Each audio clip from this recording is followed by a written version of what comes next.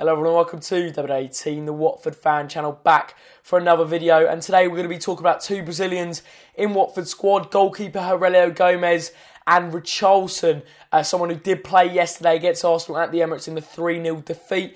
Now obviously Aurelio Gomes wasn't included in the squad at Arsenal, and for whatever reason, the club said it was personal reasons, but he did tweet out after the game, quite shortly after the game in fact, about why he wasn't included, which we'll come on to. But then there was also an interview with ESPN Brazil from Richarlison talking about the Gomes situation, why he wasn't included in the squad, and his opinion on it. So I'll be giving my opinion on the whole thing and the whole episode in this video. I would like to hear what you guys think of it. So this is on Gomes' Twitter page. He says, just to clarify why I wasn't involved today, just because people started to ask me, there wasn't no personal reasons. It was a manager decision. Really don't know why. We never had a problem, but I need to respect it.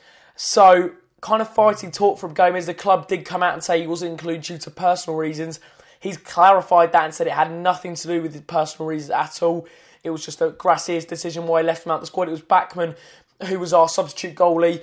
Carnes has been our number one in recent games, and Gomes hasn't really been our number one for a while. I guess one reason it could be is that Gracia is making a point to Gomes that Carnes is his number one, his preferred choice in goal, in between the sticks, and Gomes needs to fight for his place. Maybe he's not training hard enough. I'm not too sure, so we can't really put our finger on what actually happened with Aurelio Gomes and why he wasn't included in the first team squad against Arsenal. But where it did get interesting was his fellow countryman Richarlison came out with ESPN Brazil and did a quick interview about the whole Gomes saga, because they are interested in Gomes as a Brazilian, and he had his take on it. So translated into English, he says, he's such a respected guy at the club, and unfortunately he's not been called up.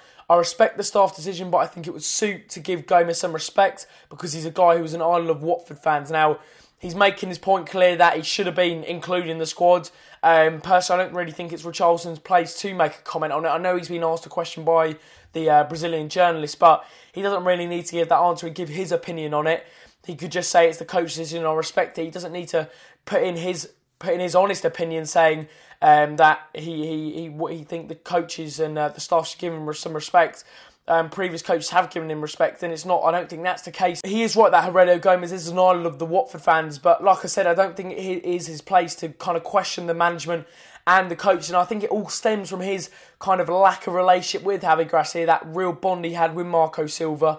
But since Gracia's come in, he's really schooled him, taking him off in the 60th, 70th minute each game, in particular the West Brom game last week at Vicarage Road. He threw his gloves on the ground, had a paddy when he came off, so clearly there's something not quite right between the two, but Gracia is teaching him a lesson, and I feel like Richarlison can't really deal with it. He's been playing every single game under Marco Silva, the full 90 minutes, and at times has overworked him, Marco Silva did, but Javi Gracia has kind of managed him, man-managed him. I don't think Richarlison likes that. As we all know, Richarlison did tweet that angry emoji when Marco Silva left, so it did have a real impact on him.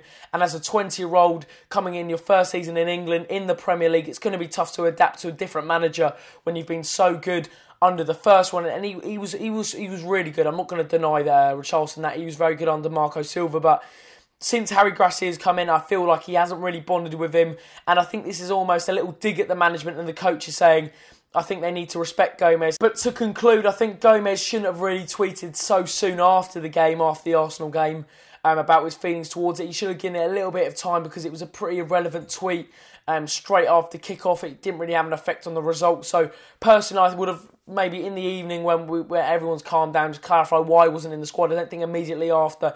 It was almost like he had it in his drafts and he was just waiting to tweet it, which I thought was a little bit weird.